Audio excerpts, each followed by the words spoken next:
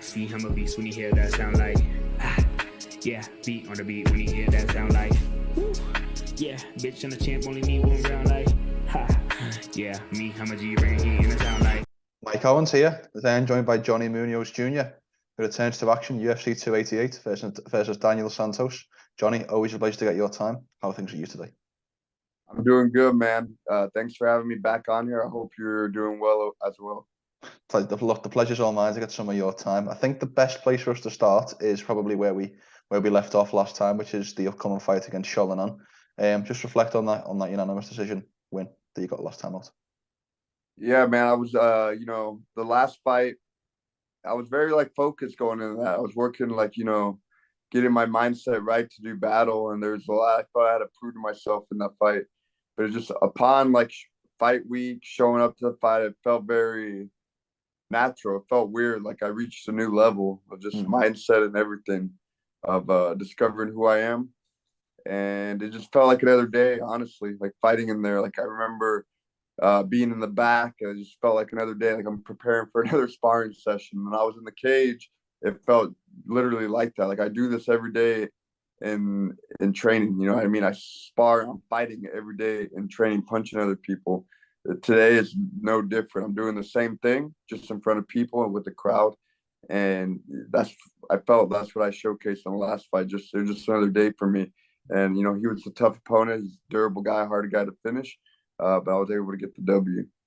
That sounds like a big advantage to be able to get into that mindset prior to a fight, to just see it as another sparring session, another day in the life. I feel like, how were you able to get in that position? Was that something that you had to work on, or did that just happen naturally? Yeah, I mean, I think it's just a lot of self-thinking, you know what I mean? Just really, okay, what are things I need to work on in training, the life, or how I view fights, and how I'm breaking down studying a fight, how I'm breaking down my fights, my sparring sessions. Okay, this is what I'm doing good, this is what I'm not doing good. And then just really, I think when you start thinking about your sport in that aspect, it just kind of makes everything just like another day natural. Like, you know what I mean? Because I think a lot of people, they don't think enough about their sport or their craft. You know what I mean? They just think, well, I'm fighting this day, I'm training, and they put in all the physical work, but a lot of people ain't putting in the mental work. And the mental work is doing the studying. You know what I mean? The looking, okay, I need to do this better. I need to do this better. It's not just like sitting there and being like, oh, I'm going to win. I'm going to win. I'm going to win. Obviously, that's a little part of it as well. But it's really thinking about your sport in a different way that other athletes, other fighters aren't thinking about it. And I feel like I'm thinking about my craft in a different way now. And I'm thinking about it. And then I'm also doing the physical workouts as well. So you put the two together, I think it's a reassurance that, we do this every day. Yeah, of course. I think the last time that we spoke, you were talking about how you felt like you'd been able to showcase all your skills early on in the UFC. We talked about the perhaps rocky start that you had. Do you feel like in the last fight you were able to show a little bit more of what you're all about, I feel like, and kind of highlight those skills? Yeah, I felt like I was able to show a lot more, especially in the striking department. But I still feel there's a lot more of me that I could show. You know what I mean? Even though I got the win, but there was things, I could have done this better. You know what I mean? I feel like I was still not able to showcase my full potential, and that's what I'm looking to do this fight. You know what I mean? And every fight, just growth and being able to showcase why I think I'm the best fighter in the world. We'll turn the conversation to the fight at hand. As I mentioned, Daniel Santos of this upcoming Saturday. Give me your scouting report on your upcoming opponent. What does he do well, and where do you think are potential areas you could exploit? Yeah, I feel like, he's a tough opponent. He's very he's a wild fighter. He's like a wild man. You know what I mean? He's very aggressive. And I think that's really his strength, that he's tough, he's durable, he puts the pressure. I think that's his biggest strength. On a technical aspect, I don't see anything as far as his technique's great. You know what I mean? I think his thing is just he's aggressive. He comes in like a storm. But I also feel that's his downfall as well, because we all we know what he's gonna do. He's gonna come in like a storm. So it's like, okay, I'm already prepared for that, and I just got to get around the storm, weather the storm, and then pick them apart. I got to be smart. I don't want to go head ahead with the storm, but around the storm to beat the storm. And I feel that's what I'm going to do. I'm the more technical fighter in every aspect, and that's what I'm looking to do, outsmart him and paint a masterpiece on May 6th. Santos is, and I mean this with the greatest of respect, but Santos is one of those fighters. If you watch one of his fights, you've kind of watched all of them. He fights in a very similar way, fight over fight. You mentioned it there about the wild style that he has. Obviously, I presume the plan is to out technique him, to be too technical over him. But are there certain instances where you have to kind of bite down on the mouthpiece and go as wild as he has, or is that not part of the game plan at all? Yeah, I mean, I think those situations it's up to me. I gotta know when I gotta do that. You know what I mean? I think, and as you mentioned, like all his fights, he fights the same way. But there's been also some blueprints. I feel his last 2 UFC fights were blueprints, even though he won the last fight, but he was able to win. His opponent got tired in the second round, but to me, his opponent was winning. And I feel it's just a blueprint. You know what I mean? You got to touch him, move, touch him, and he gets desperate. And then he starts coming in wild, but then those shots are all telegraphed. And I feel in those moments right there is when you got to bite down and just, give him everything you got right there. He's been rocked on both those fights. And I feel like, you can only take so many of those. The brain doesn't recover the same.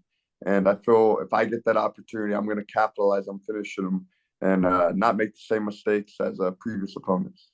100%. Obviously, this is your 5th fight in the UFC, but only the 2nd in front of crowds. I presume it's a tantalising prospect to get back in front of a crowd, similar to the 265 fight that you had. What differences does it make fighting in the Apex to fighting in front of a live audience? Oh yeah, man! Like fighting in the crowd is way better. It's like the energy's different. You can feel it when you walk out. The crowd is just a different feeling. Like, oh man, like you feel that big arena, the crowd energy, and the cage is bigger too. That's also a big thing.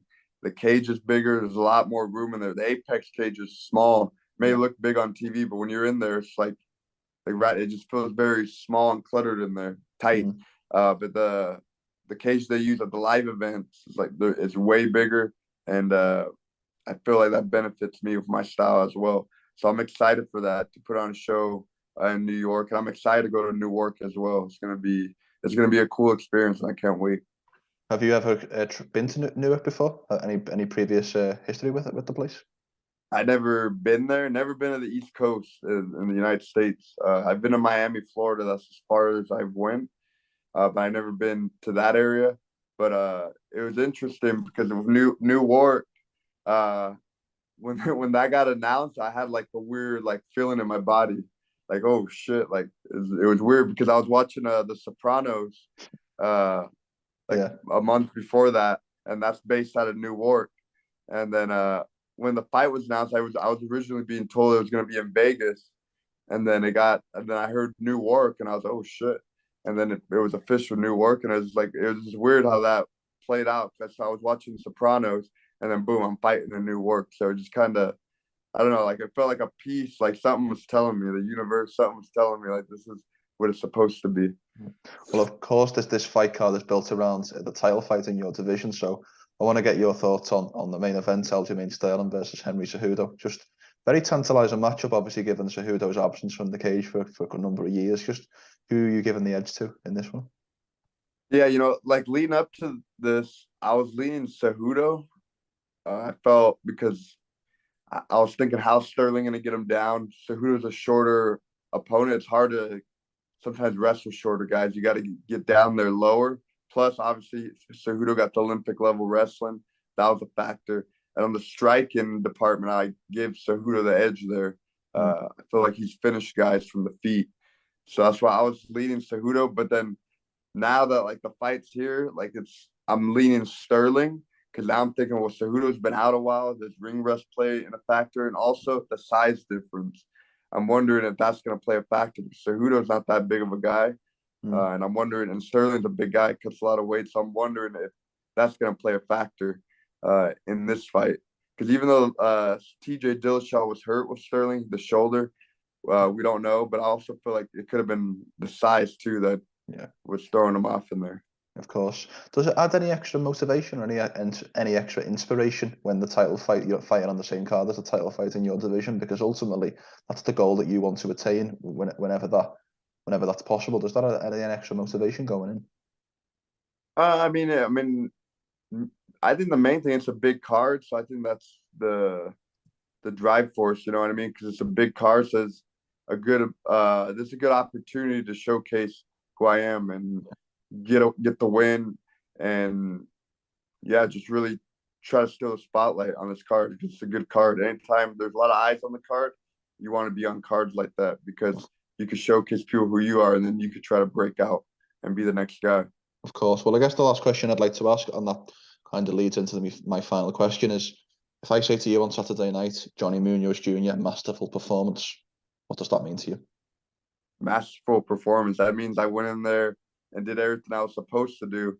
Go in there and just pick that guy apart on the striking, out grapple him in every area, and just really showcase to everyone that I was the better fighter, the better artist in there, and made it look easy. To me, that's a masterful performance where I was able to go in there and do what I'm supposed to do and make it look easy and make it look like that guy was not on my level.